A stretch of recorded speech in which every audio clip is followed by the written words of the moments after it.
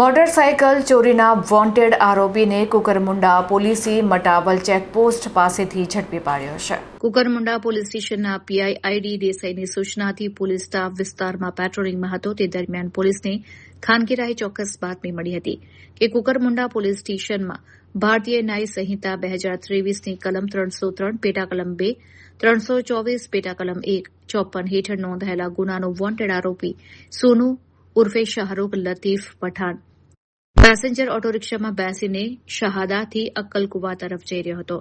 આ બાતમીના આધારે પોલીસે મટાવલ ચેકપોસ્ટ પાસે વોચ ગોઠવી વાહન ચેકિંગ હાથ ધર્યું હતું. આ દરમિયાન શંકાસ્પદ રિક્ષા આવતા તેને રોકી તપાસ કરતા વોન્ટેડ આરોપી સોનુ ઉર્ફે શાહરૂખ પકડાઈ ગયો હતો. પોલીસની કડક પૂછપરછમાં આરોપીએ કબૂલાત કરી હતી કે અગાઉ ગત 26 મેના રોજ પોલીસના હાથે ઝડપાયેલા આરોપીઓ ફરદીન પઠાણ અને રેહાન પિંજારી પાસેથી જે હોન્ડા સ્પ્લેન્ડર પ્રો બાઇકના સ્પેર પાર્ટ્સ જપ્ત કરાયા હતા તે બાઇક તેણે પોતે જ મંગાવી હતી. પોલીસે આરોપીની ધરપકડ કરી કાયદેસરની કાર્યવાહી હાથ ધરી છે, જ્યારે આ રેકેટમાં સંડોવાયેલા અન્ય આરોપીઓને પકડવા માટેના ચક્રો ગતિમાન કરવામાં આવ્યા છે.